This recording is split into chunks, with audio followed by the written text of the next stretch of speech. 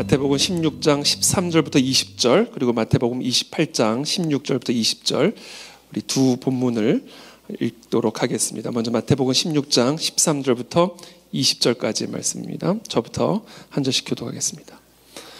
예수께서 빌립보 가이사랴 지방에 이르러 제자들에게 물어 이르시되 사람들이 인자를 누구라 하느냐?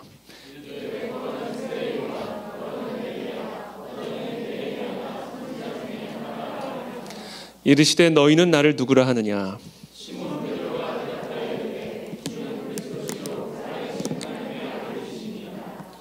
예수께서 대답하여 이르시되 바요나 시몬아 네가 복이 있도다. 이를 내게 알게 하니는 혈육이 아니요 하늘에 계신 내 아버지시니라.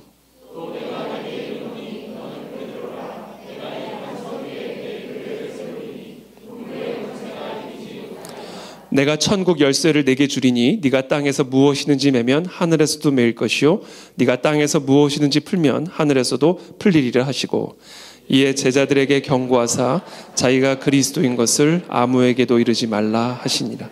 아멘. 자, 다음에 우리 마태복음 28장 16절부터 20절까지 말씀 저와 여러분들이 한 목소리로 16절부터 20절까지 함께 읽겠습니다. 시작. 11 제자가 갈릴리에 가서 예수께서 지시하신 산에 이르러 예수를 배웁고 경배하나 아직도 의심하는 사람들이 있더라. 예수께서 나와 말씀하여 이르시되 하늘과 땅의 모든 권세를 내게 주셨으니 아버지와 아들과 성령의 이름으로 세례를 베풀고 내가 너희에게 분부한 모든 것을 가르쳐 지키게 하라. 볼지어다 내가 세상 끝날까지 너희와 항상 함께 있으리라 하시니라. 아멘. 네, 오늘은 제자가 되어 제자를 삼으라 라는 제목을 가지고 함께 말씀을 나누도록 하겠습니다. 우리 교회에 여러 가지 표어가 있는데 아주 그 중에 오늘 설교를 준비하는 가운데 저희에게 또 저에게 주신 표어입니다. 제자가 되어 제자를 삼으라. 이것이 예수님이 우리에게 주신 지상 명령입니다. 먼저 제자가 되고 그리고는 제자를 삼는 것. 이것이 교회의 사명이고 저와 여러분들의 목적인 것이죠. 한번 우리 옆에 계신 분에게 한번 해보겠습니다. 제자가 되어 제자를 삼으십시오. 함께 나누게 하겠습니다. 네, 우리 그 안에 진리교회는 제자가 되어 제자를 삼는 교회가 되기를 축복합니다. 오늘은 특별히 그 안에 진리교회를 위한 또 우리 그 안에 진리교회 성도들을 위한 그리고 우리 교회의 다음 세대들을 위한 그런 중보의 시간을 오늘은 특별히 좀 갖고자 합니다. 우리 교회가 앞으로 나아가야 할 방향성 그것을 나누고 그것을 위해서 기도하기를 원하는데요. 우리 교회가 앞으로 나아가야 할 방향성을 나누기 전에 먼저 우리가 점검해야 할 사실 또 알아야 할 사실은 교회란 무엇인가입니다. 교회의 방향성은 교회가 무엇인가로부터 나오기 때문에 그렇습니다. 기업이란 무엇인가를 안다면 기업의 방향성은 이윤 추구라는 것을 명확하게 알게 되죠. 정당이란 무엇인가를 안다면 정당의 방향성은 권력 추구라는 것이 명확해집니다. 동호회가 무엇인가를 안다면 동호회의 방향성은 재미 추구라는 것이 명확해지죠. 교회란 무엇인가를 명확히 알 때 그때 이 교회의 방향성 또한 명확하게 드러나게 되는 것입니다. 그래서 교회의 방향성을 논하기 전에 우리는 먼저 교회가 무엇인가부터 점검해야 된다는 것이죠. 자, 그렇다면 교회란 무엇일까요? 공생의 기간 동안 예수님이 제자들과 사람들에게 충분하게 드러내고 또 설명해 주고자 하셨던 가장 핵심적인 주제, 예수님이 가장 많은 관심과 열정을 가지고 계셨던 주제는 바로 사람들이 나를 누구라 하느냐에 대한 것이었습니다. 이게 예수님의 가장 제1차 관심사였고 또 그것을 가르쳐 주기를 원하셨어요. 그래서 예수님 공생의 내내 사실은 여러 이적, 가르침, 여러 대화들을 통해서 예수님이 하셨던 일은 하나입니다. 내가 누구인가를 알라. 그리고는 이 공생의 말미에 이제 골고다 언덕에 가시기 전에 예수님의 그 공생의 말미에 마치 기말고사 보듯이 제자들만 앉혀놓고 질문을 하십니다. 사람들이 누구라 하느냐 나를. 그랬더니 어떤 사람은 예수님을 세례 요한이라고도 하고 어떤 사람은 예수님을 엘리야라고도 하고 예레미야라고도 하고 중요한 것은 선지자 중에 하나라 하더이다. 그게 누구든 예수님을 선지자로 생각하더이다. 그래서 예수님이 그러면 너희는 나를 누구라 하느냐? 그때 시몬 베드로가 예수님에게 다음과 같이 대답합니다. 주는 그리스도시요 살아계신 하나님의 아들이시니이다. 그 답을 듣자마자 예수님은 매우 흡족해 하시면서 베드로에게 또 우리들에게 이렇게 말씀하십니다. 너는 베드로라. 내가 이 반석 위에 내 교회를 세우리니 음부의 권세가 이기지 못하리라. 우리는 이 예수님의 이 짧은 이 한 문장을 통해서 교회란 무엇인가를 확인할 수가 있습니다. 일단 이 말씀을 통해서 우리는 무엇을 확인할 수 있는가? 교회가 세워지기 위해서는 반석이 필요하다라는 사실을 우리는 먼저 확인할 수가 있습니다.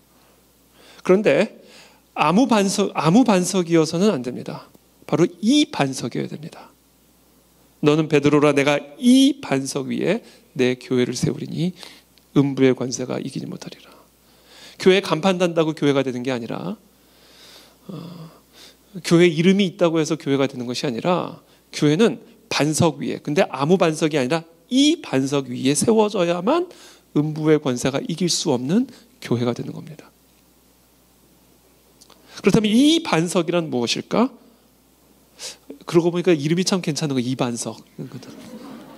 이반석 괜찮은 것 같아요. 저도 이름을 이반석으로 좀 바꿔보면 어떨까 생각합니다. 이 반석은 바로 너희는 나를 누구라 하느냐에 대한 이 베드로의 대답, 주는 그리스도시요 살아계신 하나님의 아들이십니다 라는 이 신앙 고백이 지금 예수님께서 말하시는 이 반석입니다. 바로 교회는, 음부의 권세가 이길 수 없는 교회는 바로 이 반석 위에 세워지는 겁니다. 우리 그 안에 진리 교회는 바로 이 반석 위에 세워지는 교회가 되기를 축복합니다. 두 번째 확인할 수 있는 사실이 하나가 더 있는데, 너는 베드로라. 내가 이 반석 위에 내 교회를 세우리니 음부의 권세가 이기지 못하라. 그러니까 음부의 권세가 이기지 못하는 교회는 두 번째, 내가 세우는 내 교회다. 여러분, 예수님 외에 교회를 향하여 내 교회라고 말할 수 있는 사람은 아무도 없습니다. 물론 나를 통해서 세우시는 교회는 될 수 있어요. 그러나 내 교회라고 말할 수 있는 분은 예수님 외에는 아무도 없습니다. 왜냐하면 교회는 예수님의 교회, 내가 세우는 내 교회이기 때문에 그래요.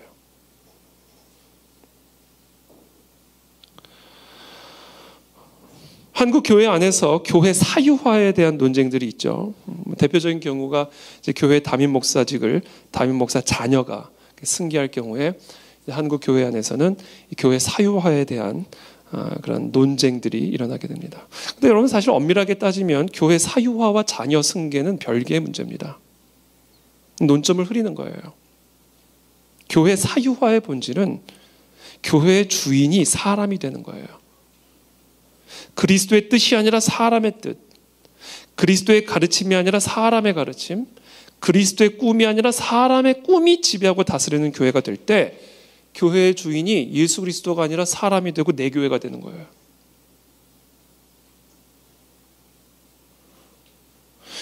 그래서 이건 조금 오늘 주제하고는 조금 벗어난 이야기이긴 합니다만, 담임 목사 자녀가 담임 목사직을 승계한다고 그것 자체가 교회 사유화라고 말할 수는 없는 거예요. 그 주님의 뜻일 수도 있거든요. 물론 절차상의 이런 모든 문제들도 함께 우리가 아울러 보긴 해야 되겠지만, 그래서 엄밀하게 따지면 담임 목사 자녀가 담임 목사직을 승계하는 것이 주님의 뜻이라면 그것을 하는 게 주님의 교회고, 그것을 반대하는 게 교회 사유화가 되는 거예요. 사람의 뜻이 아니라 주님의 뜻이 다스리는 교회가 주님의 교회인 것이기 때문에, 제가 이 담임 목사직 승계직을 가지고 얘기하는 이유는 워낙 이걸 가지고 한국 교회 안에서 많은 교회 사유화 논쟁이 일어나기 때문에 제가 그냥 한 예를 들어서 설명을 드리는 거예요. 교회 사유화의 핵심은 주님의 뜻이 다스리는 교회냐 아니면 사람의 뜻이 다스리는 교회냐. 절대로 제가 자녀 승계를 위한 지금 밑밥을 까는 게 아니에요. 저는 딱 퇴직하면 어떨 겁니다. 제 꿈은 아내 처음 만난 하와이 가가지고 그때 태자 맞았던 상처 치유받으면서 하와이에서 물장구 치면서 여생 보내는 게 이제 타락한 육신적인 꿈입니다. 전혀 그게 아니에요. 냉정하게 교회 사유화의 본질이 흐려지면 안 된다. 교회 사유화의 본질은 사람의 보기에 어떠하든 사람의 판단이 다스리는 교회가 아니라 아주 엄밀하게 냉정하게 주님의 뜻, 아주 순수한 주님의 뜻을 추구하는 교회. 그것이 바로 예수 그리스도의 교회, 예수 그리스도가 말하실 수 있는 내 교회다라는 내 교회. 그래서 교회 사유화의 주체는 그 교회의 담임 목사가 될 수도 있지만 성도들이 될 수도 있고요. 심지어 국가가 될 수도 있는 거예요. 교회가 담임 목사의 뜻, 주님의 뜻이 아니라 그냥 담임 목사의 뜻대로 움직여지면 그 교회는 담임 목사의 소유가 되는 것이고, 또는 그 교회가 성도들의 뜻대로 움직여지면 그 교회는 성도들의 소유가 되어버리는 것이고, 또는 그 교회가 하나님의 말씀이 아니라 국가의 뜻대로 움직여진다면 그 교회는 국가의 소유가 되어버리는 거예요. 성경에서 가만히 살펴보니까 여호수아가 아이성 침범할 때는요, 그때는 그 순간 여호수아의 군대는 여호수아의 군대였지 하나님의 군대가 아니었어요. 여리고성이 무너지는 거 보니까 뭐 아이성은 그냥 몇 명만 보내도 될 것 같거든요. 그러니까 주님의 뜻을 묻지 않았어요. 그리고 야, 많은 군대 갈 필요 없다. 아이성은 정말 말 그대로 아이 같다. 몇 명만 가서, 물론 이런 얘기는 한 건 아니지만 몇 명만 가서 넘어뜨려라, 쓰러뜨려라. 그래가지고 대패를 당하죠. 그 순간 여호수아의 군대는 말 그대로 여호수아의 군대가 됐던 거예요. 자기 뜻대로, 자기 판단대로. 또 반대로 12명의 정탐꾼을 가나안 땅에 보내죠. 정탐을 하고 돌아와서는 갈렙과 여호수아를 제외한 나머지 10명은 들어가면 우린 죽습니다. 거기는 어마어마한 거인 네피림들이 있습니다. 우리는 그들의 눈에 보기에 메뚜기 같은 존재입니다. 그러면서 이 모세의 뜻을 거역하죠. 여호수아와 갈렙을 조용히 하라 하죠. 우리 들어가면 죽는다. 그러니까 이거는 이제 백성들의 뜻대로 움직여지는, 그 순간 이스라엘 백성들은 하나님의 백성이 아닌가, 백성들의 나라가 돼버린 거예요. 그러니까 결국 그 10명과 그 출애굽 1세대들이 약속의 땅에 들어가지 못하고 그냥 광야에서 묻히는 거죠. 그리고는 새로운 세대를 일으켜서 약속의 땅에 들어가시게 되는 겁니다. 그 교회는 예수 그리스도의 것이고 예수님만이 내 교회라고 말할 수 있는 교회이기 때문에 우리는 철저하게 주님의 뜻을, 담임 목사든 성도든 나의 뜻이 아니라, 우리의 뜻이 아니라 그리스도의 뜻을 구하고 추구하는 교회가 되어야 된다. 왜냐하면 교회는 내가 세우는 내 교회이기 때문에 그렇다는 거죠. 바로 그와 같은 그것을 지키는 게 교회의 순결함이에요. 순결함. 교회는 그리스도의 소유입니다. 그러므로 교회는 그리스도의 뜻이 다스리고 그리스도의 꿈이 다스리는 교회가 되어야 됩니다. 여기에 교회의 생명이 달려있고 거기에 교회의 순결함이 달려있는 거예요. 그리스도의 뜻이 다스리고 그리스도의 꿈이 다스리고 그리스도의 가르침이 다스리는 교회가 되어질 때, 그때 교회는 예수님이 내 교회다라고 말할 수 있는 교회가 되는 것이죠. 저는 그 안에 진리교회가 그와 같은 교회가 되기를 진심으로 기도합니다. 그와 같은 교회가 되기 위해서 그런 순결한 교회, 정말 예수님이 내 교회다, 그 안에 진리교회는 정말 내 교회야 라고 말할 수 있는 그 교회가 되기 위해서 가장 중요한 역할을 감당해야 할 사람이 있다면 1차적으로는 저겠죠. 담임 목사겠죠. 교회 성도들에게 예수 그리스도의 뜻을 전달하고 그리스도의 마음을 전달하고 그리스도의 비전을 제시하고 그리스도의 방향과 뜻을 나눌 뿐만 아니라 그 방향으로 성도들을 이끌어가고 교회를 이끌어가고, 그래서 그런 목자로서의 책임과 사명을 그리스도로부터 부여받은 자가 담임 목사라는 자리죠. 목자를 치면 양떼는 흩어진다라고 말씀하신 것처럼 이 목자가 제구실을 하지 못하면 교회는 무너지게 되어 있습니다. 그래서 이 담임 목사의 가장 중요한 책무는 기도와 말씀이에요. 내 생각이 아니라 그리스도의 생각을 알아야 되는 것이고, 내 뜻이 아니라 그리스도의 뜻을 알아 그것을 나누는 자리가 바로 이 자리이기 때문에 담임 목사가 가장 우선순위 생명 걸고 해야 할 일은 바로 기도와 말씀을 통해서 교회의 주인 되신 머리 되시는 그리스도의 뜻을 계시받고 나누는 겁니다. 그것을 위해서 기도해 주시기를 부탁을 드립니다.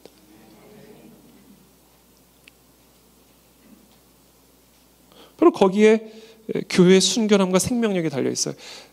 담임 목사와 예수님과의 그 접점이 얼마나 친밀하냐.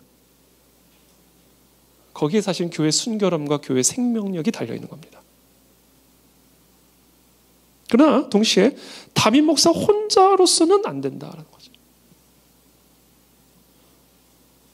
모세가 혼자 모든 것을 다 처리하려고 했을 때 모세의 장인 이드로가 와서 10부장이 필요하고 100부장이 필요하고 1000부장이 필요하다.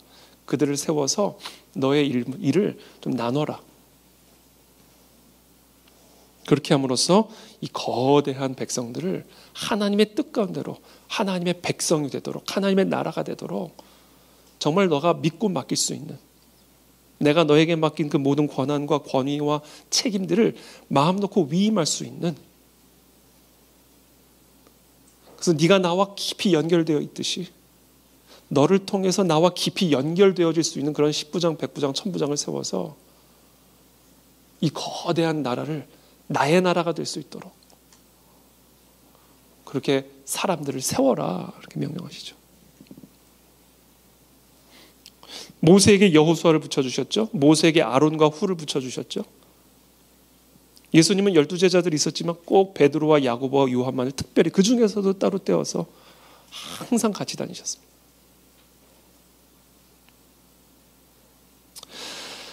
그런 면에서 이 교회의 순결함, 교회의 생명력을 우리가 지켜내고 또 잃어버리지 않기 위해서는 그래서 담임 목사와 함께 동역할 수 있는 팀, 운영 조직들이 세워져야 됩니다. 마치 모세에게 10부장, 100부장, 1000부장이라고 하는 그런 운영 공동체가 함께 있었듯이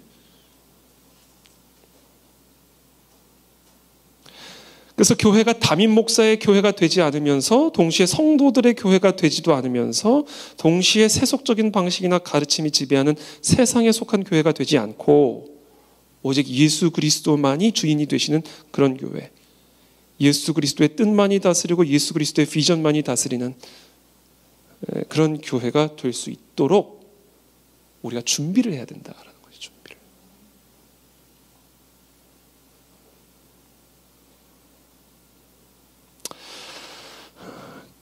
지금까지 우리 교회가 그 안에 진리교회가 비교적 빠른 시간 안에 순탄하게 그리고 안정적으로 지금까지 성장해 올 수 있었던 이유는 그와 같은 팀들이 함께 하고 있기 때문에 그렇습니다. 저희 교회가 처음으로 직분자를 세운 게 2018년인데요. 저희가 2016년 10월에 창립 예배를 드리고 정확하게 2년 후에 우리 교회 첫 직분자들을 이제 창립을 했습니다. 우리 김용식, 홍성원 장로님 두 분, 우리 장로님, 그리고 또 허은영 집사님, 김희선 집사님, 우리 안수 집사님, 그리고 또 우리 이수경 권사님, 또 강은주 권사님, 이렇게 두 분의 권사님, 총 6분이 우리 교회 첫 임직으로 직분자로 세워지셨죠. 정말 그리스도의 뜻을 함께 추구하고 분별하면서 또 저를 옆에서 기도로, 격려로, 또 축복으로 도와주고 함께 동역해 주시는 이와 같은 우리 장로님들, 또 집사님들, 또 권사님들이 계셨기 때문에 그랬기 때문에 지금까지 우리 교회가 순탄하게 안정적으로 지금까지 성장해 올 수가 있었던 겁니다. 그런 면에서 우리 6분에게 한번 박수, 축복의 박수를. 여기저기 흩어져 계셔가지고 제가.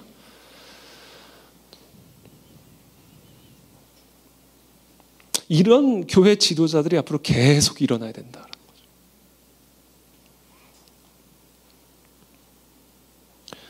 이 나이와도 사실 큰 상관은 없습니다. 아예 상관없는 건 아니에요.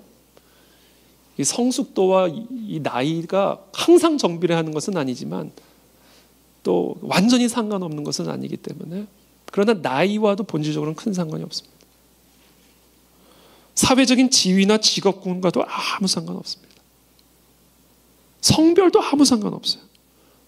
그 사람이 교회가 무엇인가를 알고 있는가? 그리고 그 교회의 주인이 되시는 예수 그리스도를 얼마나 사랑하는가, 진짜로. 그냥 교회 생활하는 게 진짜 사랑하고 있는가. 그리고 사랑하는 그 예수 그리스도를 위해서 정말 얼마나 헌신해 있는가, 희생할 준비가 되어 있는가. 예수님으로부터 받을 생각만 하는 자가 아니라 내가 예수님으로부터 받은 것을 생각하면 내 모든 것을 드려도 아까운 마음을 가지고 예수님을 사랑하고 있고 예수님을 위해 헌신하고 희생할 준비가 되어 있는가. 하나님의 나라와 의를 향한 열정이 얼마나 강력하여 이 복음을 증거하기를 소망하고 애쓰고 있는가.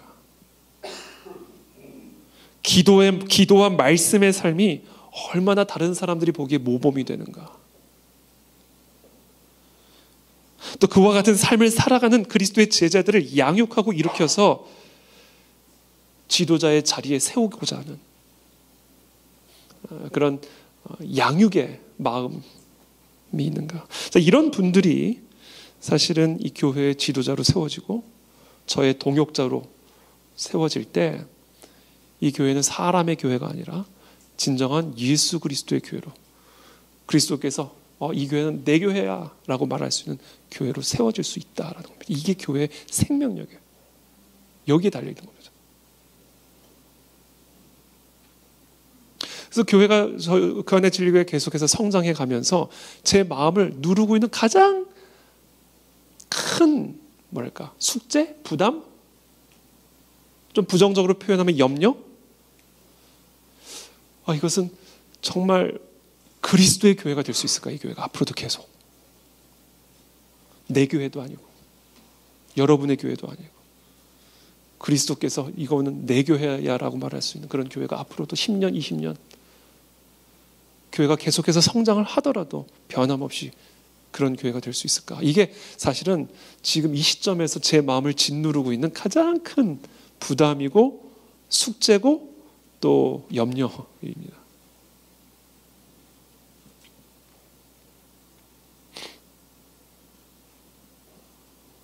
세상에서 지도자의 자리에 있다고 해서 덜컥 교회 안에서도 지도자의 자리를 맡기면 안 되죠. 제가 우리 예전에 교회 사역할 때 하여튼 대한민국에서 네로라 하는 지도층에 있는 분들만 따로 모여 있는 그런 어떤 모임을 교회 안에서 만드셔가지고 제가 거기 이제 담당을 한 일이 있는데 거기에 보면 전직 장관 전직 국회의원, 현직 국회의원 이름만 대면 다 아는 그런 어떤 회사의 회장, 사장, 유명한 연예인 거기 들어가면요 막 제 자신이 너무 메뚜기 같아져가지고 근데 그렇게 높은 위치에 계신 분들인데도 얼마나 겸손했는지 몰라요. 편안하고 따뜻하고 항상 섬김만 받는데 되게 익숙할 것 같은데 섬기는데 아주 익숙하고 마음이 낮아 계신 분들이고 참 그런 모습들을 보면서 되게 큰 도전을 받았어요. 근데 또 한편으로는 이제 그게 사실은 이제 전도의 목적도 있었거든요. 세상적으로 좀 이렇게 어떻게 좀 소위 말하는 사회 지도층에 있는 분들 좀 전도를 하기 위한 그런 공동체를 좀 만든 것도 그런 취지가 있었기 때문에 그 중에는 이제 신앙생활을 오래 하지 못한 안 한 그래서 아직 신앙적으로 성숙하지 않은 그런 높은 분들도 많이 계셨어요. 한 번은 이제 엘리베이터를 같이 탔는데 그분들은 모임도 꼭 호텔에서만 합니다. 그때 제가 호텔 잘 다녔죠. 호텔 딱 들어가면요. 한 번은 호텔에 이제 엘리베이터를 탔는데 엘리베이터가 움직이질 않아요. 아무도 안 누르는 거예요, 버튼을. 항상 누가 눌러주니까 엘리베이터가 움직이질 않아요. 그래서 제가 이제 맨 뒤에 있다가 이렇게 눌러가지고 이렇게 누르는 경우들이 많이 있었어요. 이제 그런 경우들도 있죠. 아직 이 신앙생활이 뭔지, 교회가 뭔지. 한 번은 다른 나라에서 큰 선교 집회를 이제 하는데 선교를 하러 간 거잖아요. 근데 전직 국회의원이 교회에서 자기 공항에 차를 안 보내줬다고. 아니 본인이 무슨 메인 스피커로 오는 것도 아니고 그냥 한 교회 성도로서 그 선교 집회에 참석을 하는데 교회에서 영접할 수 있는 차를 안 보내줬다고 컴플레인을 해가지고 급하게 차를 준비해가지고 이런 경우들도 있어요.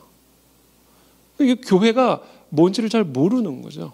교회가 뭔지. 그러니까 세상에서 대접받는 자리에 있으니까 교회 안에서도 대접을 받아야 된다고 생각을 하는 거고, 세상에서 내가 지도하는 자리에 있으니까 교회 안에서도 내가 지도하는 자리에 있어야 된다고 생각하는 거죠. 그러니까 이런 양면의 모습들을 교회 안에서 보게 되면서 정말 이게 중요한 게 교회란 무엇인가를 아는 게 정말 중요하구나, 우리 성도가. 그리고 또 그렇게 훈련시키는 것이 이 교회의 생명력을 지켜내는데 이게 핵심인 것이구나. 그래서 우리 앞으로 교회 가장 큰 숙제, 이제 우리가 이제 5주년을 이제 곧 맞이하게 될 텐데, 그래서 앞으로 우리 교회의 가장 큰 숙제는 그런 분들이 일어날 수 있도록 훈련하고 또 양육하고 또 점검해서 교회 지도자로 세워가는 일입니다. 10부장을 세우고 100부장을 세우고 1000부장을 세워서 이 교회가 사람의 교회가 아니라 예수 그리스도의 교회가 되어지는 일에 함께 마음을 모을 수 있는 그런 동역자들을, 그런 지도자들을 세우는 게 앞으로 우리 그 안에 진리교회의 아주 중요한 사명이고 방향입니다.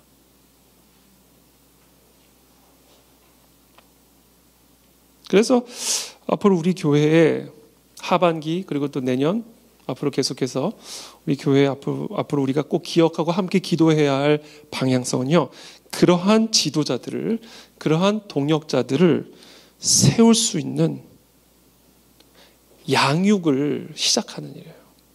훈련 없이 저절로 되어지는 일은 없습니다, 여러분. 모든 일은 훈련을 통해서 이루어집니다. 개척 초기부터 지금까지 제가 제일 고민하고 또 기도하고 있는 것은요, 어떻게 하면 그와 같은 지도자들, 그와 같은 동역자들을 일으킬 수 있는 양육 시스템을 세워가는 것인가에 대한 것이었어요.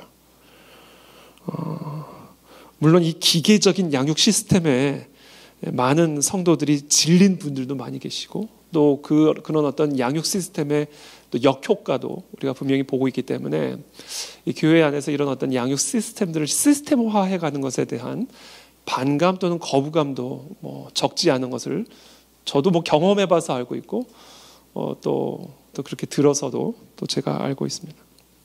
그러나 그럼에도 불구하고, 그러한 우려가 있음에도 불구하고 그 안에 진리교회 등록교인이 되는 순간 반드시 들어가야만 하고 통과해야만 하는, 그래서 그리스도의 몸된 교회의 지도자로 세워지고 동역자로 세워갈 수 있는 그런 객관적이고 그런 어떻게 보면 절차적인 그런 양육 프로그램들이 잘 정착이 되지 않으면 앞으로 이 교회의 생명력과 순결함은 담보할 수가 없게 되는 겁니다.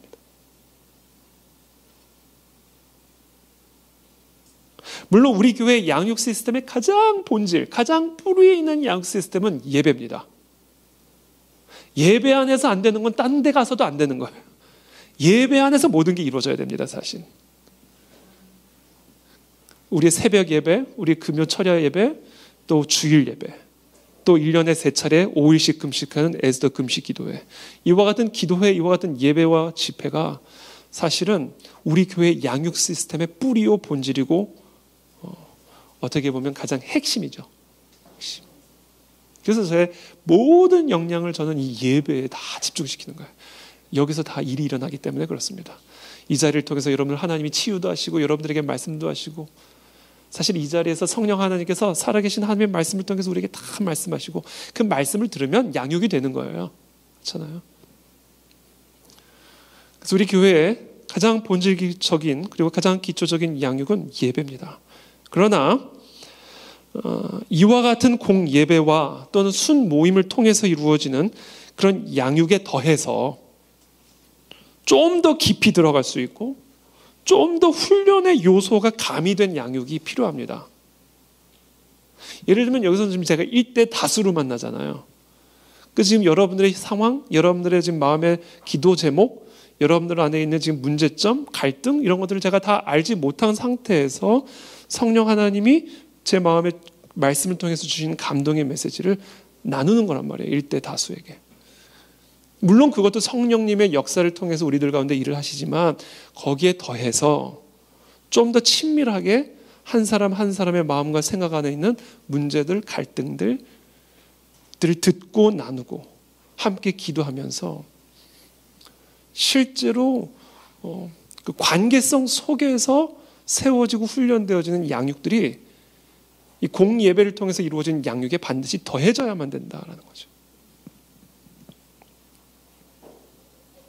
성경 훈련, 묵상 훈련, 기도 훈련, 전도 훈련, 선교 훈련, 가르치는 훈련, 섬기는 훈련, 포기하는 훈련, 사랑하고 용서하는 훈련, 거룩의 훈련, 이 모든 이 영성 훈련, 이와 같은 영성 훈련을 통해서만 우리는 진정한 예수 그리스도의 제자가 될 수 있는 것이고요. 교회의 지도자적인 사명을 감당할 수가 있게 되는 겁니다. 그래서 이 공예배 또는 이 순모임을 통해서 이루어지는 양육은 가장 본질적이고도 가장 중요한 양육이지만 그러나 그것이 다는 아니다. 거기에 더해서 좀 더 친밀하고 좀 더 구체적이고 좀 더 깊이 들어가는 양육과 훈련의 요소가 좀 더 가미된 그런 양육들이 우리 안에 주어져야 우리가 그리스도의 제자로 거듭날 수 있고 교회의 지도자로 세워질 수가 있다라는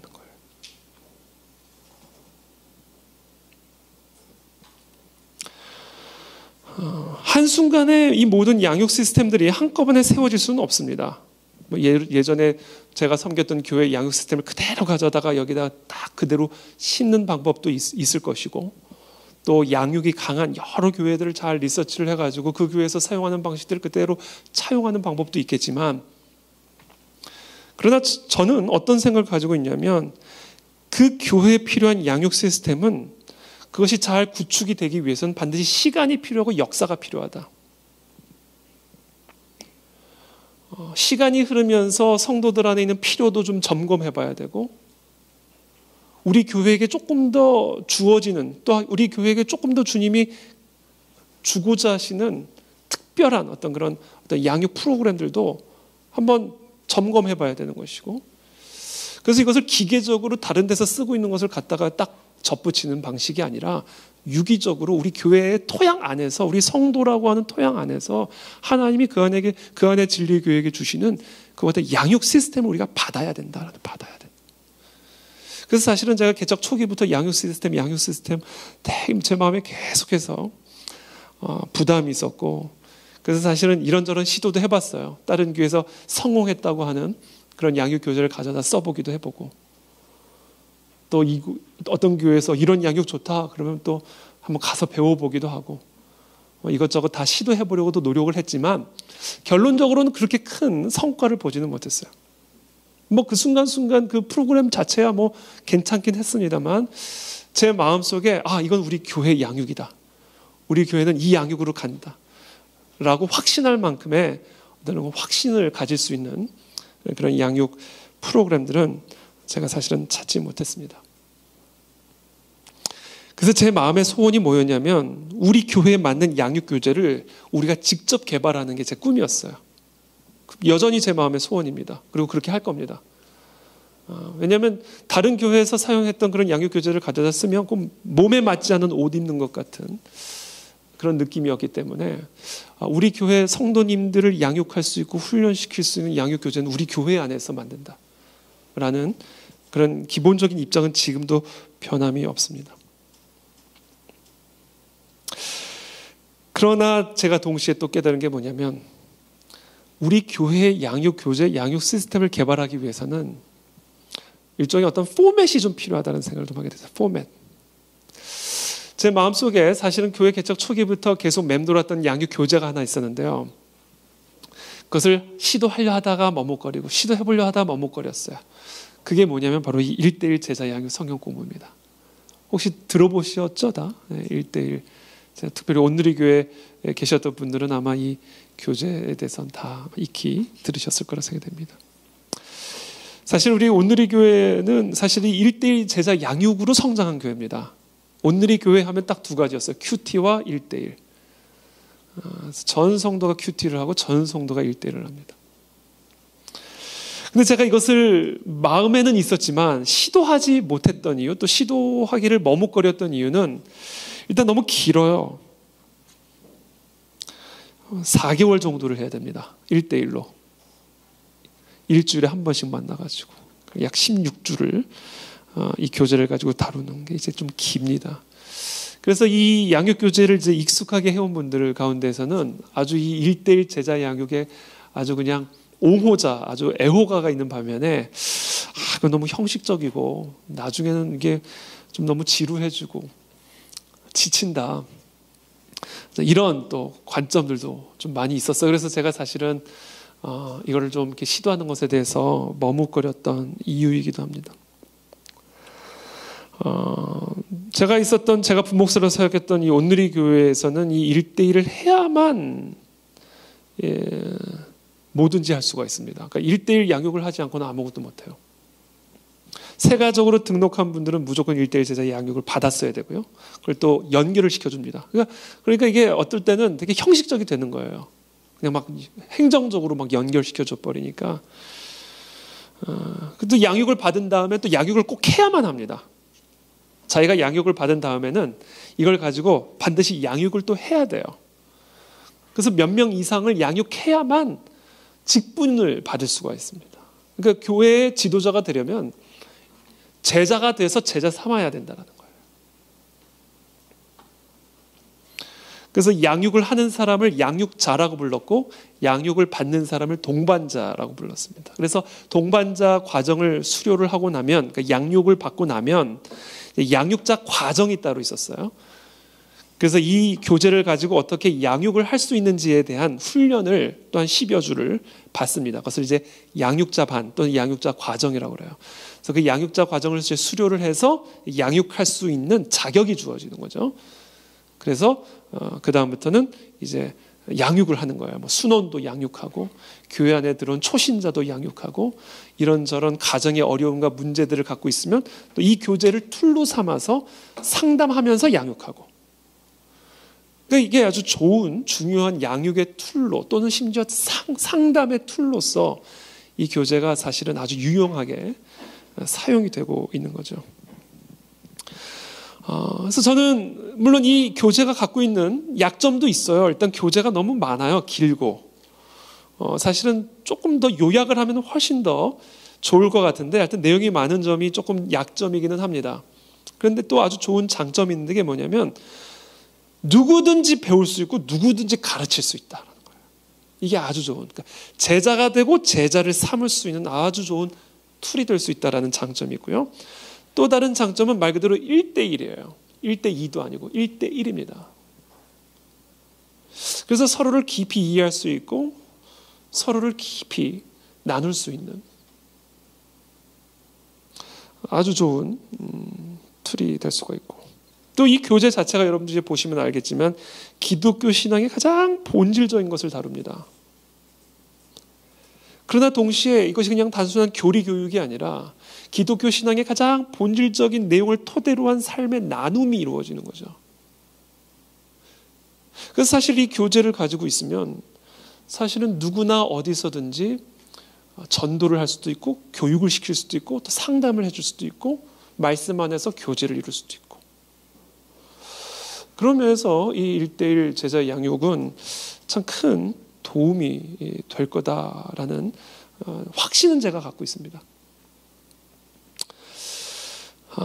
그래서 저는 한번 이 1대1 제자 양육 프로그램을 우리 공예배와 순모임에 더해서 기초적인 기본적인 제자 양육 프로그램으로 한번 도입을 해보려고 합니다. 일단 16주 과정이지만 조금 제가 축약을 해서 한 10주에서 12주 정도로, 그래서 한 3개월 정도에 좀 마칠 수 있도록 한번 내용을 한번 좀 줄여보려고 한번 시도해보려고 하고 있고요. 또 포맷 자체가 1대1 제자 양육 포맷을 사용하지만 이 교재 내용을 제가 설명하는 데 있어서 제가 지난 몇 년 동안 우리 교회에서 주일 강해 설교를 했던 내용들, 우리 교회 그 안에 진리교회에게 주시는 말씀들, 그 안에 진리교회 성도들에게 지난 몇 년간 마태복음 강해, 창세기 강해, 에베소서 강해, 또 요한계시록 강해를 통해서 교회와 우리 성도들에게 주신 그 하나님의 말씀들을 이 교재 내용에 충분히 담아내려고 합니다. 그래서 교재 포맷은 이것을 사용하지만, 그러나 이 양육 프로그램의 내용은 지난 몇 년간, 지난 5년간 그 안에 진리교회와 우리 성도에게 주신 하나님의 말씀들을 충분히 담아내서 제가 양육자들을 교육을 할 생각이에요. 그래서 그분들이 그걸 가지고 또 제자 양육을 할 수 있도록, 그래서 지금 제 컴퓨터에 묵혀있는, 유튜브에 묵혀있는 그 모든 하나님 우리에게 주신 내용들을 좀 다 소환을 해서 이 1:1 제자 양육이라고 하는 포맷 안에 어떻게 쓰는지 한번 좀 접붙여보고 녹여내서 그것을 토대로 1년이 지나고 2년이 되면 이와 같은 포맷을 빌려서 우리 교회의 1:1 제자 양육 교재가 만들어질 수 있을 거라고 저는 기대를 해요. 그래서 그렇게 한번 좀 시도를 해보려고 합니다.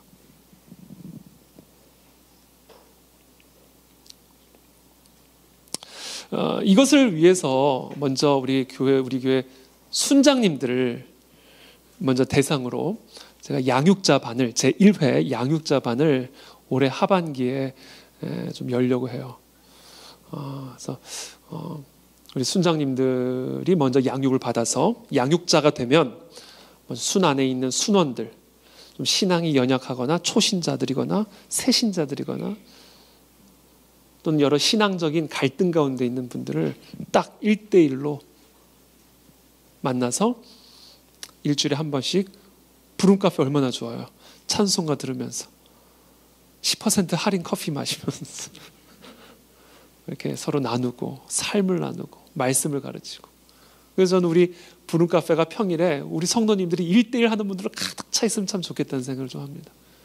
매일같이 한 팀, 두 팀, 세 팀들이 부름카페든 뭐 어디든, 꼭 부름카페가 아니어도 어디든 만나서 1:1로 서로 삶을 나누고 말씀을 나누고 함께 기도해 주면서 중보해 주고, 그래서 한 사람을 제자로 삼는 양육자로 한 성도 한 성도가 세워지는 그런 교회가 된다면 앞으로 우리 교회의 양육 시스템에 아주 중요한 어떤 그런 기초가 마련되어질 수 있지 않을까, 그런 생각을 제가 하게 됩니다. 마태복음 28장 18절부터의 말씀입니다. 예수께서 나와 말씀하여 이르시되 하늘과 땅의 모든 권세를 내게 주셨으니 그러므로 너희는 가서 모든 민족을 제자로 삼아 아버지와 아들과 성령의 이름으로 세례를 베풀고 내가 너희에게 분부한 모든 것을 가르쳐 지키게 하라. 볼지어다 내가 세상 끝날까지 너희와 항상 함께 있으리라 하시니라. 저는 이 말씀이 예전에는요 부담으로만 느껴졌습니다. 그러나 이 말씀은 어마어마한 특권이라는 사실을 하나님이 저에게 깨우쳐 주셨어요. 우리가 예수님께서 우리에게 분부한 것을 가르쳐 지켜 행하게 하는 이 일에 헌신만 한다면 온 하늘과 땅의 모든 권세를 갖고 계신 그리스도께서 우리와 항상 함께 하실 것이다 라는 거예요. 저와 여러분들이 누군가를 앉혀놓고 그리스도의 제자로 삼는 일에 헌신한다면 이 말씀은 무슨 말씀이냐면 온 하늘과 땅의 모든 권세를 갖고 계신 주님께서 내가 하는 그 가르침을 통해서 그 한 사람이 수많은 영혼을 살릴 수 있는 제자로 세우는 일을 이루시겠다는 거예요. 나 한 사람의 가르침을 통해서 그 가르침을 받은 그 한 사람이 어떠한 하나님의 사람이 될지 우리가 상상도 못할 것이다라는 거예요. 또 이 말씀은 또 어떤 의미냐면 우리가 이와 같은 사명에 헌신한다면 온 하늘과 땅의 모든 권세를 갖고 계신 주님께서 나의 학업과 함께 하실 것이다. 온 하늘과 땅의 모든 권세를 갖고 계신 그리스도께서 나의 사업과 함께 하실 것이다. 우리의 가정과 가문과 함께 하실 것이다. 먼저 그의 나라와 그의 의를 구하면 이 모든 것을 너에게 더하시리라. 그래서 나 한 사람이 어떤 제자들을 양육할지 그것은 주님의 손에 달린 겁니다. 우리가 해야 할 일은 순종만 한다면 나의 그 순종을 통해서 하나님은 하나님의 일을 하실 것이다라는 약속, 그와 더불어 먼저 그의 나라와 그의 의를 구하는 그 같은 헌신된 우리들에게 하나님이 형통한 삶을 동시에 약속하고 계시는 그런 하나님의 말씀이다라는 거예요. 그래서 우리의 삶의 우선순위를 이와 같은 예수님의 지상 사명, 지상 명령의 초점에 우리가 맞추어지는 개인이 되고 교회가 된다면 온 하늘과 땅의 모든 권세를 갖고 계신 주님께서 우리와 함께 하셔서 놀라운 열매를 맺는 그런 삶과 그런 교회로 우리를 세워주실 것이다 라는 겁니다. 그래서 이런 비전을 품고 올 하반기에 우리 먼저 순장님들을 대상으로 하는 양육자반을 개강하고, 그렇게 하반기에 양육자반이 맞춰지면 내년 초부터는 우리 순장님들이 순 모임만 이끄는 분들이 아니라 실제로 순원들을 양육할 수 있는 그런 양육자로 세워지는 사역들이 내년 초부터는 시작이 되기를 제가 기도합니다. 또 그것을 또 기대합니다. 그래서 뭐 시행착오도 있겠죠. 또 여러 가지로 좀 어려운 부분들도 있을 것이고 또 뭐 도전도 있겠죠. 그러나 하여튼 우리가 한번 시도해 보는 거죠. 그래서 우리 순장님들과 이제 제가 또 순장님들 카톡방에 이제 별도로 이제 일정에 대해서는 한번 의견을 수렴을 해서 이제 우리가 할 텐데 아마 10월 정도부터 개강을 해서 이 교재를 가지고 양육자반을 한번 시작해 보도록 하겠습니다. 그래서 여러분 그것을 위해서 기도해 주시고, 그래서 우리 교회에 정말 하나님의 말씀을 가르치고 지켜 행하게 하는 그런 양육자들로 채워지는 그런 교회가 되어서 정말 예수 그리스도께서 주인이 되어지시는 그런 교회로 세워질 수 있게 되기를 여러분 기도해 주시고 또 도와주시고 또 중보해 주시기를 부탁을 드립니다. 자, 이와 더불어 이제 한 가지 더, 윌버포스 크리스천 스쿨. 한 축에는 우리 교회 안에 지도자들을 양육하고 세워가는 것이 우리 앞으로 하반기 그리고 그 이후에 우리 교회 방향이라 한다면, 또 다른 한 축에는 뭐가 있냐면 우리의 다음 세대들을 그리스도의 제자로 삼는 일입니다. 여러분, 우리 다음 세대를 제자 삼는 일보다 더 중요하고 더 시급한 일은 없습니다. 다음 세대를 제자 삼지 않는 교회에게는 미래가 없습니다. 다음 세대를 그리스도의 제자로 삼지 않는 나라에게는 미래가 없습니다. 예루살렘과 사마리아와 땅끝까지 이르러 내 증인이 되리라 말씀하셨어요. 우리의 선교는 우리 안방에서부터 시작이 되어야 됩니다. 우리의 선교는 우리의 가족 안에서부터 시작이 되어야 됩니다. 우리의 선교는 우리 교회 안에서부터 시작이 되어야 됩니다. 가장 위대한 일은, 가장 큰 일은 멀리 있는 것이 아니라 바로 우리 안에서부터 시작이 되어야 된다. 지진의 파장이 바로 여기서부터 시작이 되는 것처럼, 파급이 되는 것처럼 우리 교회 안에 허락하신 다음 세대들, 우리에게 보내주시는 다음 세대들을 그리스도의 제자 삼는 일부터 땅끝까지 증인이 되는 일은 시작이 될 수 있다. 자, 그 일을 위해서 다음 세대들을 우리가 성경적인 지성과 기도의 영성으로 무장시키는 윌버포스 크리스천 스쿨을 우리 그 안에 진리교회가 이제 올 9월부터 본격적으로 시작을 하려고 합니다.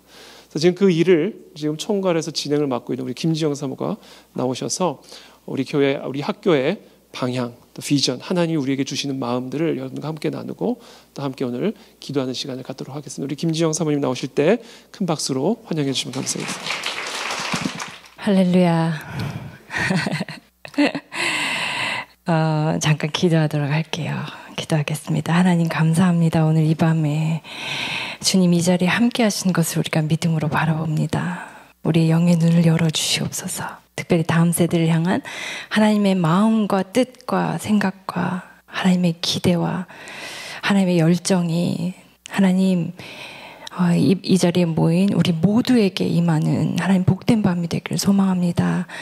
이 일은 하나님의 나라를 위한 일이요, 이 일은 하나님의 영광을 위한 일이요, 이 일은 정말 하나님께서 영원히 영광 받으신 그 복된 그 역사 안에서 이루어지는 일인 것도 우리가 믿음으로 바라봅니다. 주님 함께하여 주시옵소서. 거룩하신 예수 그리스도의 이름으로 기도드립니다. 아멘. 소리가 조금 울리지 않나요? 괜찮은가요? 네, 할렐루야. 하나님께서 우리 다음 세대들을 얼마나 사랑하시는지, 또 얼마나 기대하고 계시는지, 또 얼마나 많은 열정을 품고 계시는지 여러분들 알고 계신가요? 아멘? 아멘. 사실 학교를 저희가 한 1년 반 정도서부터 저희가 준비하고 기도하면서 여기까지 왔습니다. 사실 이제 와서 이제 9월에 개교를 할 생각을 하니까 우리가 어디 앞에 서 있는지 하나님 좀 보게 하시는 것 같아요. 눈을 떠보니 우리 손에는 작은 물맷돌 하나가 있고요. 앞에는 어마어마한 골리앗이 서 있습니다. 그러나 믿음을 갖고 일을 하려고 합니다. 이미 하나님께서 여호와의 이름을 붙잡고 나아가는 작은 다윗의 믿음을 통해서 하나님 어떤 일들을 행하시는지, 어떤 일들을 하실 수 있는지, 어떤 일을 하실 건지 이미 우리에게 보여주셨기 때문에 믿음을 들고 믿음을 갖고 물맷돌을 들고 일을 하려고 합니다. 뭐 여러 가지 사실은 나눌 이야기들이 많지만 특별히 다음 세대를 향한, 대한민국의 다음 세대를 향한 하나님의 꿈이 무엇인지 우리가 이 밤에 함께 나누길 소망하고 깨닫길 소망하고, 그리고 그 비전을, 하나님의 마음을, 우리 자녀들을 향한 하나님의 마음을 우리 가슴으로 품을 수 있는 밤이 되길 소망합니다. 우린 자녀에게 꿈이 있습니다. 하지만 우리 하나님, 우리의 자녀들에게 더 큰 꿈을 가지고 계십니다. 그 꿈이 우리 가운데 임해야 됩니다. 그래야 아까 말한 것처럼, 목사님 말씀해 주신 것처럼 우리 교회가 하나님의 교회가 될 때 진짜 교회가 될 수 있는 것처럼 우리의 자녀들이 내 자녀가 아니라, 내 소유의 자녀가 아니라 하나님의 자녀가 될 때 하나님 우리 자녀들을 통해서 일하실 줄로 믿습니다. 아멘. 그 하나님의 꿈이 여러분들과 공유되어야 돼요. 부모 세대에게 하나님 그 꿈을 나눠주길 원하세요. 우리 자녀를 향한 하나님의 꿈을 부모들에게 나눠주고 싶어 하십니다. 그 꿈을 받는 시간이 되길 원합니다. 우리는 꿈이 있습니다. 자녀들이 하나님 나라에게 귀히 쓰임받는 용사가 되기를, 일꾼이 되기를 소망하지만 그건 그냥 우리 꿈이에요. 우리 자녀를 창조하신 이의 꿈은 또 다를 수 있어요. 그 꿈을 받기를 소망합니다. 그럴 때 하나님께서 우리 자녀들을 하나님의 나라를 위해서 복되게 사용하실 줄로 믿습니다. 우리가 많은 위기 가운데 있다고 이야기합니다.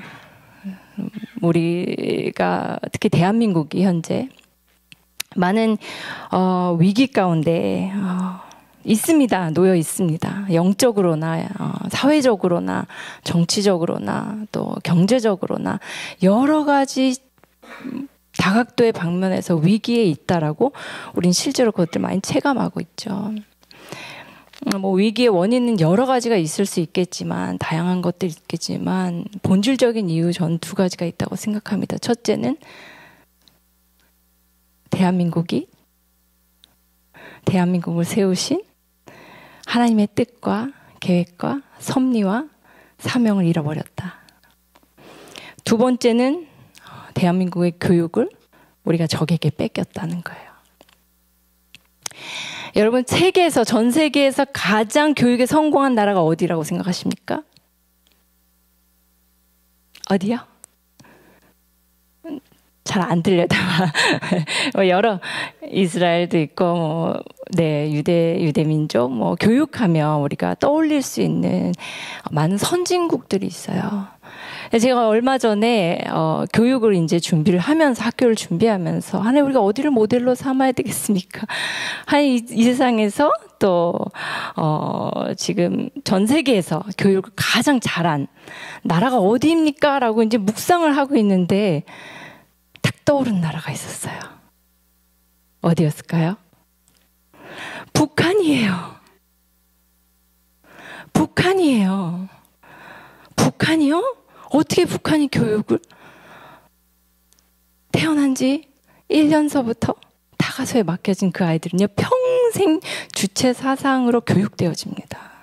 그래서 2,500만의 그 많은 사람들이 김일성 동상 앞에 일제히 고개를 숙이고 온 인생을 바쳐서 공산주의와 주체 사상과 사회주의에 일생을 바쳐서 그 체제를 유지하고 있어요.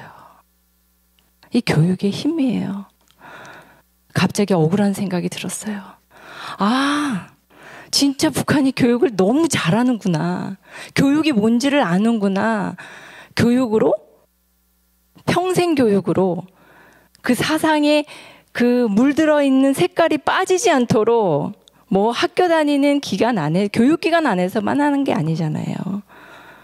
공장이든 어디든 마을마다, 당마다 계속 그룹을 만들어서 수시로 일주일에 한 번씩 모여서 계속 사상 교육을 끊임없이 언제까지? 죽을 때까지. 우리가 뺏겼구나. 교육을 뺏겼구나 라는 생각이 들었어요.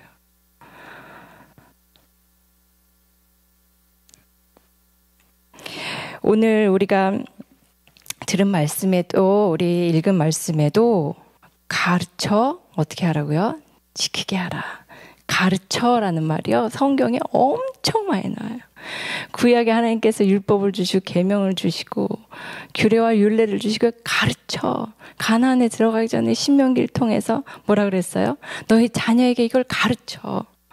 끊임없이 가르쳐.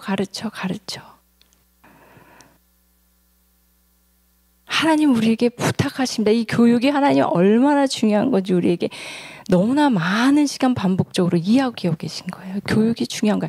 가르쳐. 자녀들을 가르쳐. 오는 세대를 가르쳐. 형제자매를 가르쳐. 서로 가르쳐. 우리 신명기 말씀 한번 보도록 하겠습니다. 우리 너무 잘 아는 말씀이죠.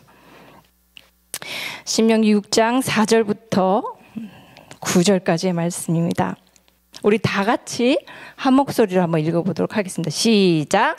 이스라엘아 들으라. 우리 하나님 여호와는 오직 유일한 여호와이시니 너는 마음을 다하고 뜻을 다하고 힘을 다하여 내 하나님 여호와를 사랑하라. 오늘 내가 내게 명하는 이 말씀을 너는 마음에 새기고 내 자녀에게 부지런히 가르치며 집에 앉았을 때든지 길을 갈 때든지 누워있을 때든지 일어날 때든지 이 말씀을 강론할 것이며 너는 또 그것을 내 손목에 메어 기호를 삼으며 내 미간에 붙여 표로 삼고 내 집 물설주와 바깥문에 기록할지니라. 아멘. 아멘. 아멘. 오늘 내가 내게 명하는 이 말씀을 너는 마음에 새기고 내 자녀에게 부지런히 가르치며 집에 앉았을 때든지 길을 갈 때든지 누워있을 때든지 일어날 때든지 이 말씀을 강론할 것이며 이 말씀을 계속 가르치라는 거예요. 가르칠 것이며 가르치는 것이 무한반복 어디서든 가르치는 것이 얼마나 중요한지를 우리에게 알려주는 거예요. 굉장히 좋은 팁이에요. 그걸 누가 하고 있다는 거예요? 저 북한의 주체 사상을 신봉하는 사람들이 하고 있는 거예요. 길을 갈 때든지, 그죠? 앉았을 때든지 누워있을 때든지 무슨 상황에서든 가르치는 것이 주체 사상이에요. 그러니까요, 온 나라 백성이요 김일성에 경배합니다. 이게 교육의 힘이에요. 이게 교육의 본질이에요. 하나님이 이제 이걸 다시 가져오라고 말씀하시는 거예요. 너희 다음 세대를 살리고 싶어? 이 나라를 살리고 싶어? 다시 가져오라는 거예요. 이제 대한민국의 교육에도요 너무나 많은 사회주의 교육들이 들어오고 있어요. 인본주의 교육이 들어오고 있어요. 기본적으로 우리가 교육을 뺏긴, 이 중요한 교육을 뺏긴 본질은요 사단이 너무 잘 알았던 것 같아요. 뭐에 뺏겼어요? 첫째는 입시 교육에 뺏겼어요. 교회 가는 건 나중에 해. 대학 가고 나서 해. 신앙생활 나중에 해. 대학 가서 해. 제가 저희 아이들 유치원 이제 입학 설명회요. 이제 어느 유치원을 갈까? 이제 유치원도 요즘 입학 설명회를 해요. 유치원도. 예. 입학 설명회를 다니는데 대학 교수님이 나오셔가지고 이 유치원의 첫 발이 얼마나 중요한지, 대학 가기 위한, 명문대 가기 위한 그 여정에서 유치원, 어느 유치원을 선택하는 것이 얼마나 중요한지를 1시간을 이야기하더라고요. 엄마들이 귀가 쫑긋해요. 아, 시작이 중요하지. 첫 시작부터 처지면 안 되지. 첫 시작부터 밀리면 우리 애는 입시에 성공하지 못할 거야라는 두려움을 딱 갖게 만들더라고요. 대한민국의 교육은요 사단에게 완전 속아 있어요. 교육열은 너무 높아요.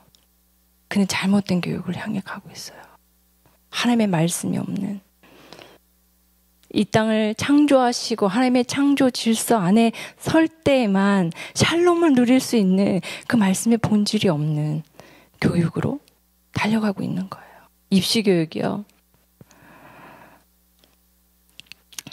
대한민국의 다음 세대를 괴물로 만들고 있습니다.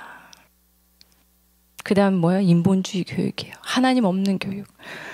하나님보다 더 높아진 지성을 가져라 라고 이야기합니다. 모든 영역에서 인간이 더 뛰어난 것으로, 인간이 더 월등한 것으로, 인간이 더 괜찮은 것으로 이 세상을 바꿀 수 있다라고 말합니다. 하나님을 섬기는 것을 미개하다고 말해요. 하나님을 믿는 것을 미개하다고 말해요. 지성인이 아니라고 말해요. 우린 교육을 뺏겼어요. 세상에 뺏겼어요. 사단에게 뺏겼어요. 또 뭐예요? 지금은요, 수많은 사회주의적인 내용들이 교육 현장에서요, 너무 대놓고, 정교조에 뺏긴 건 뭐 우리 너무 잘 알고 있죠. 교육을 뺏기니까 나라가 기울어가고 있는 거예요. 하지만 하나님 계속 말씀하시면 다음 세대에 소망이 있다. 다음 세대에 소망이 있다. 그래서 내가 다음 세대에 꿈을 갖고 있다. 새 일을 이룰 것이다라고 이야기하고 있어요. 그래서 하나님 그렇게 해주세요. 제발 우리 다음 세대를 사용해 주세요. 우리의 다음 세대를 구별시켜 주세요. 우리의 다음 세대를 건져주세요. 우리 다음 세대를 통해서 다시 한번 하나님을 믿는 대한민국으로 일어날 수 있도록 도와주십시오라고 간구할 때 하나님이 그 일을 하려면 다음 세대를 일으킬 수 있는 부모 세대, 새로운 부모 세대가 일어나야 된다는 거예요. 새로운 교육을 할 수 있는 새로운 교사 세대가 일어나야 된다는 거예요.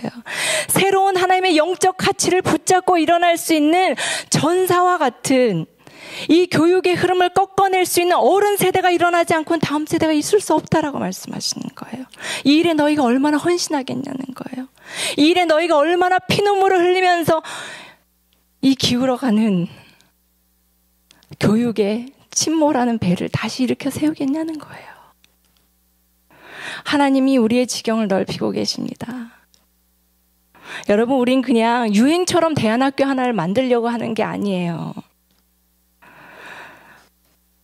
저도 사실은 저희 자녀 교육만 해도 이 대안학교, 저 대안학교, 여기 기독교라니까 저기 기독교라니까 믿고 보내봤는데 기독교 학교가 아닌 거예요.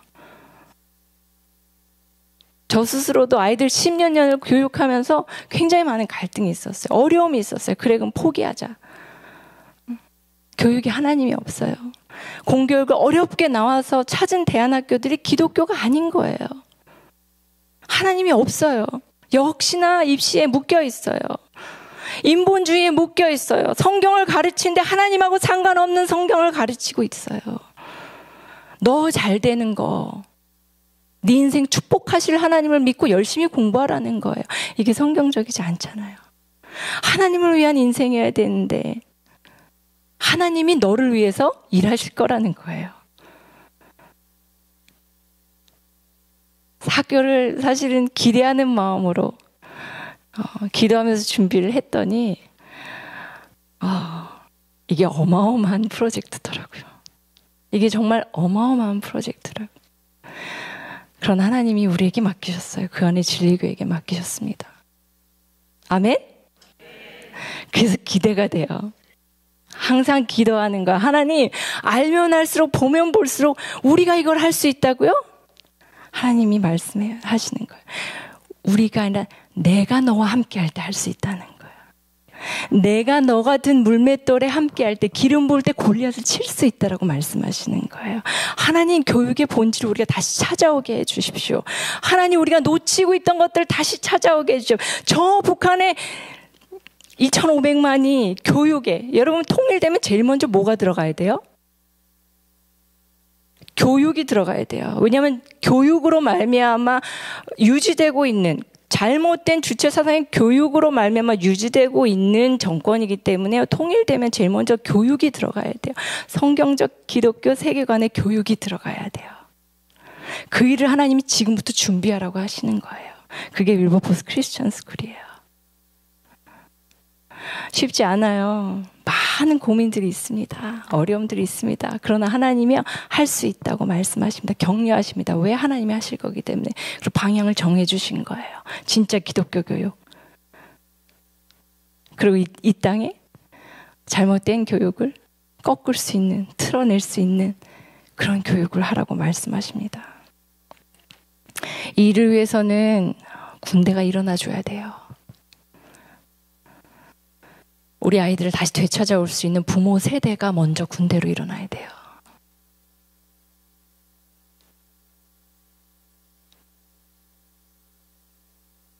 기도하는 교사 세대가 일어나줘야 돼요. 그런 하나님께서 그 일을 이미 시작하셨다고 저는 믿습니다. 그리고 하나님이 스스로 그 일을 이루실 거라고 저는 믿습니다. 하나님은 대한민국에 큰 소망이 있으세요. 우리나라는 반만년 그 우상숭배의 땅이었어요. 대한민국의 건국은 하나님의 놀라운 뜻으로 이루어진 거, 하나님이 뜻하신 바가 있어서 이루어진, 세워진 나라인 줄 믿습니다. 여러분 믿으세요? 아멘. 대한민국은 사람이 세운 나라가 아니에요. 역사의 흐름 안에서 어떻게 생겨난 나라가 아니에요. 마치 진화론처럼 어떻게 해가지고 원숭이가 사람 된 것처럼 조선시대부터 이렇게 어떻게 해서 삼국시대부터 이렇게 넘어오다 보니까 어떻게 대한민국이 세워진 나라가 아니라는 거예요. 하나님이 세우신 나라예요. 하나님이 세우실 때는요, 뜻이 있다는 얘기예요. 하실 일이 있다는 얘기예요. 우린 사명이 있는 나라예요. 아멘.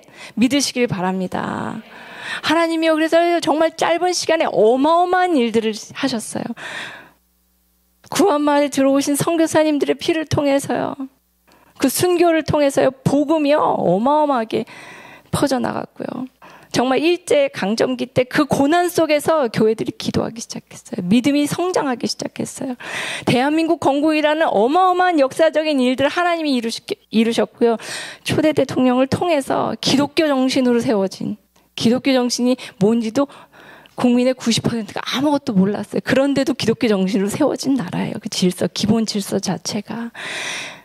경제 발전은 어떻고요? 이 짧은 시간에 여러분 새마을운동이 우리를 잘 살게 한 게 아니에요. 하나님의 특별한 사명에 의해서 대한민국이 이렇게 일어난 거란 말이에요. 교회의 봉은 어떻고요? 할렐루야. 하나님이 역사하지 않으셨으면 일본은 저희보다 훨씬 더 먼저 선교사님 들어가셨어요. 하지만 아직도 0.03%, 0.7%, 0.3%, 1%가 아직 안 돼요. 저희 일본 아우리치 가봤지만 7, 8명이 20, 30년이 7, 8명이에요. 그러나 강력해요. 그런데 대한민국 교회에 주신 하나님의 크고 놀라운 부흥을 보십시오. 이건 하나님이 뜻이 있으셔서 이렇게 하신 거예요. 아멘. 그 사명을 우리가 다시 되찾아야 되는 줄로 믿습니다. 그 사명을 우리가 다시 기억해야 되는 줄로 믿습니다. 그 사명을 우리가 다시 가슴에 품고 일어나야 되는 줄로 믿습니다. 그것을 품을 때에만 우리 다음 세대의 사명이 풀리게 돼 있어요.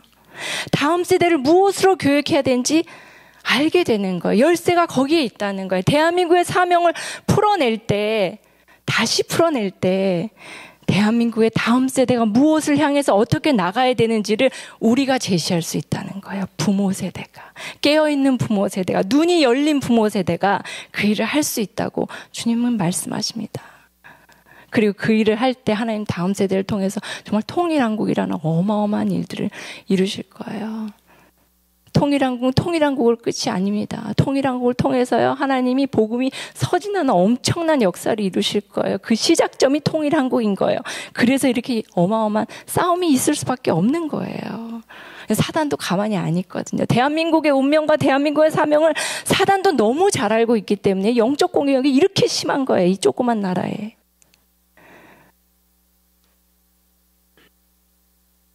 더 많은 부모 세대들의 눈이 열리길 바랍니다. 더 많은 부모 세대들, 이 나라 이 민족을 향한 하나님의 뜻이 눈에 보이기를 바랍니다. 우리가 깨달아야죠. 아이들을 가르칠 수가 있어요. 그동안 우리 부모 세대들은 너무 못 살았어요. 교육만이 힘이다. 이 가난을 벗어나게 해줄 수 있는 길이 교육이다라고 믿었어요. 그런데 또 열심히 기도하셨어요. 우리 부모 세대는 나라를 위한 기도들을. 많은 혼란들을 겪고 성장하는 기간 안에 있었기 때문에 교회도 성장하고 나라도 성장하고 경제 성장하고 많은 기도를 쌓았어요. 근데 어느 순간 교회 안에는 더 이상 나라를 위한 기도들이 사라지기 시작했어요. 자식의 입시를 위해서는 기도하지만 나라를 위한 본질적인 기도가 바닥이 난 상태라고 저는 생각합니다. 이제 다시 일어나야 돼요. 그것을 하나님이 일으키고 계시고 있고, 이 어두움과 이 환난과 이 위기 가운데 우리의 기도를 다시 일으키실 때 하나님 이 땅의 사명을 다시 한번 깨닫게 하시고 깨우치게 하시고 느끼게 하시고 경험케 하실 줄 믿습니다. 이 운명을 알아야죠. 우리가 그리스도를 만나면 우리 아이덴티티가 바뀌어요. 우리 아이덴티티가 바뀐다는 건 우리의 사명의 길이 바뀐다는 얘기예요. 마찬가지로 대한민국의 아이덴티티를 믿는 자들이 깨달아야 돼요. 그걸 깨달을 때 이 나라가 어디로 어떻게 왜 가야 되는지 명확해진다는 거예요. 그 길이 명확해져야 앞으로 이 나라를 끌고 갈 아이들을 어떻게 교육시켜야 되는지 그 방향이 나올 수밖에 없어요. 그 일을 하나님 그 안에 진리교회와 함께 하시겠다고 약속하십니다. 그래서 학교를 세우라고 하시는 거예요. 그런 부모 세대를 내가 이곳에서 일으키고, 그런 부모 세대를 통해서, 그렇게 기도하는 자를 통해서, 대한민국의 사명과 운명을 아는 자들을 통해서 내가 일하겠다. 뭐를? 다음 세대를 새롭게 길러내는, 새로운 세대로 길러내는 그 일을 너희와 함께 하겠다. 주님 말씀하십니다. 그래서요, 우리 학생 10명이에요. 우리 하나님 놀라운 분이세요. 10명으로 여러분 어떤 일을 하실지 기대하시길 바랍니다. 그리고 10명을 위해서 우리 목숨 걸고 기도하는 그런 교회가 되면 좋겠어요. 우리 아이들 준비시켜야 돼요. 하나님 통일한국을 통해서 열방 선교들을 열어가실 거고요. 저 공산주의, 중국의 공산주의를 넘으셔야 되고요. 모슬림을 넘으셔야 돼요. 통일한국을 통해서. 어마어마한 영적 싸움이 있어요. 이게 만만치가 않아요. 왜냐하면 이미 교육이란 영역을 사단이, 대한민국의 교육을, 저 북한의 교육은 이루 말할 것도 없고요. 대한민국의 교육도 이미 사단이 너무 많이 장악해 있기 때문에 이게 쉬운 일이 아니에요. 저항이 엄청 클 거예요. 더 강력한 기도로 우리가 맞서지 않으면 안 돼요. 어디까지 왔는지 제가 오늘 본 기사예요. 한 번만 보여주세요. 보이시나요? 김일성 종합대학하고 서울대하고 교환학생을 추진하겠다는 거예요. 공약 2호래요. 추미애 전 장관의. 지금 뭐 교육계 안에서 전교조들이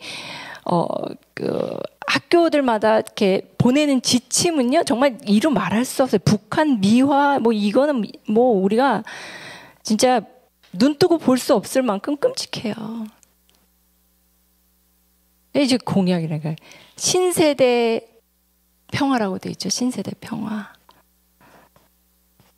어디를 잡겠다는 거예요? 교육을 잡겠다는 거예요. 대학 교육을. 북한하고 북한 김일성 대학하고 김책 그 공과대랑 교류하면서 대학으로 교육 안으로 완전히 먼저 스며 들어오겠다는 거예요. 이게 사단의 전략이에요. 사단도 교육을 쓸 줄 안다는 거예요. 우리가 다시 그때 가져와야 돼요. 교육이라는 영역이. 교회가 교육을 하지 않으니까 예전에 저희 때만 해도 모든 교회가 다 선교원이 있었어요. 그래서 유치원은 다 교회 유치원으로 다녔어요. 동네마다 다 교회가 유치원을 가지고 있었고요. 교회 선교원에서 아이들이, 엄마들이 교회는 안 보내도 선교원은 교회 선교원을 보냈어요. 유치원을. 그래서 날마다 우리에게 노래는 다 할 줄 알았어요. 전 국민 아이들이. 근데 영어 유치원을 뺏겼어요. 언제부턴가 교회들마다 유치원이 다 사라졌고요. 동네마다 영어 유치원이 들어서기 시작했죠. 교육의 영역이 남은 게 없어요. 심지어는 교회 안에 성경 공부가 얼마나 없으면 신천지들이 다 성경 공부를 시키겠어요. 교육을 우리가 너무 우습게 봤다는 거예요. 하나님 계속 말씀하고 계세요. 신명기에도 말씀하고 계세요. 어떻게 해요? 너희 자녀에게 가르치고, 자녀에게 뿐만이 아니에요.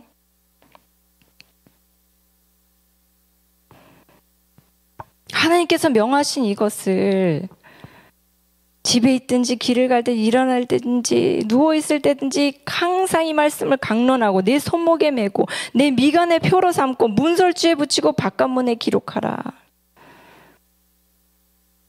예수 그리스도께서도 마지막 승천하신 그 명령이 그거잖아요.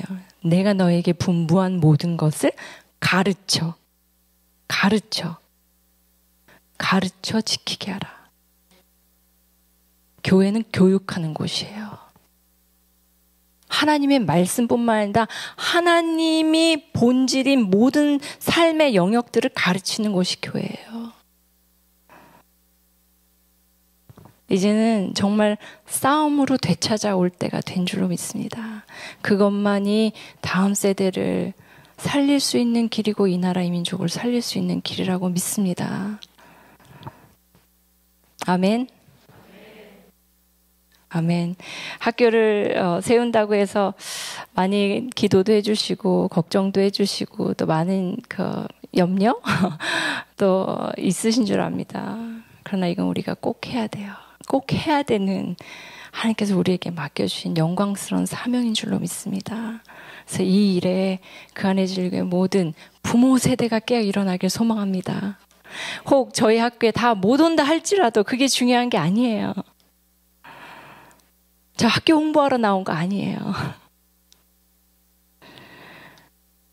마땅히 이제는 우리가 깨어서 이 나라를 다시 회복하는 그 일에 교육은 너무나 중요하고 특별히 다음 세대를 이 나라의 사명을 깨닫는 부모들이 대한민국의 사명을 믿는 부모들이 하나님께서 대한민국을 들어 쓰셔서 열방의 빛으로 삼기 원하시는 그 뜻을 아는 부모 세대들이 정말 다음 세대에 그 사명을 가르치고 그 사명을 향해 나아갈 수 있도록 돕는 자로 우리 아이들에게 항상 얘기하죠. 너희가 일어나서 뱀의 머리를 밟는 자가 되라. 골리앗 앞에 서서 두려움 없이 여호와의 이름으로 만군의 주 여호와의 이름으로 너의 물맷돌을 던지라라고 얘기하는데 시범을 보여줘야죠 우리가. 그렇지 않겠어요? 가르치려면 시범을 보여줘야 돼요. 뱀의 머리를 밟는 방법을 우리가 가르쳐줘야 된다는 거예요. 너희가 그럴 세대라라고 말해주는 것이 아니라 어떻게 뱀의 머리를 밟는지 어떻게 세상의 악한 것들과 맞서 싸우는지 그걸 모범을 보일 시범을 보일 진짜 가르쳐줄 부모 세대가 일어나지 않으면 우리가 기대하는 새로운 다음 세대는 없습니다. 정말 간절히 기도합니다. 여러분 거룩한 부담감을 가지십시오. 그리고 하나님의 이 놀라운 사역에 동참하시고 우리 다음 세대뿐만 아니라 교회를 지킬 다음 세대가 아니에요. 하나님 나라를 지킬 다음 세대 그리고 대한민국의 이 거룩한 운명을 이어받을 다음 세대 통일한국을 통해서 하나님의 나라를 확장시킬 놀라운 다음 세대를 하나님은 기대하고 계십니다. 아멘. 우리 잠깐 기도했으면 좋겠습니다. 하나님 이 밤에 하나님의 비전이 우리에게 임하길 소망합니다. 우리의 눈을 열어주시옵소서. 모든 가정마다 자녀들을 주셔서 감사합니다. 그렇습니다. 내가 부모 세대입니다. 마땅히 가르쳐야 될 것들을 가르치는 부모 세대로 우리를 세우셨습니다. 그리고 귀한 생명들을 하나님 나라의 귀한 다음 세대를 우리 가정에 맡기셨습니다. 1명을 맡기신 가정도 있고 2명을 맡기신 가정도 있고 3명을 맡기신 가정도 있고 하나님 우리에게 맡겨주셔서 감사합니다. 내 뜻대로 우리 아이들을 가르치지 않게 하여 주시옵소서. 하나님의 뜻이 하나님의 생각이 우리 자녀들을 통해서 이루고자 하는 하나님의 나라가 어떠한 것인지 하나님 이 밤에 내게 가르쳐 주시고 알려주시옵소서. 그리고 나도 꿈꾸게 하여 주시옵소서. 기대하게 하여 주시옵소서. 소망하게 하여 주시옵소서. 사방에 우겨쌈을 당한 것 같은 이 현실 앞에서 절망하지 않고 낭망하지 않고 하나님 우리가 다시 일어날 때 하나님이 우리가 교육의 영역을 다시 되찾아오게 하여 주시옵소서. 주님께서 맡기신 이 일들을 우리가 그동안 소홀히 했던 것들을 용서해 주시고 하나님 우리의 마음을 정하여서 이제 주님께서 명령하신 것을 분부하신 것을 부탁하신 것들을 일어나 행하는 자가 되게 하여 주시옵소서. 특별히 다음 세대에게 하나님의 말씀을 가르치게 하여 주시옵소서. 마음과 뜻과 힘을 다해서 여호와를 사랑하는 법을 가르치게 하여 주시옵시고 말씀을 지켜 행하는 법을 가르치게 하여 주시옵시고 하나님 세상에 보이는 것에 흔들리지 아니하고 하나님의 말씀을 지키며 하나님 한 분만을 사랑하며 하나님의 나라를 이루어 나가는 것이 무엇인지 가르치는 부모 세대가 되게 하여 주시옵소서. 세상과 같이 교육하지 않게 하여 주시옵소서. 헛된 것을 향하여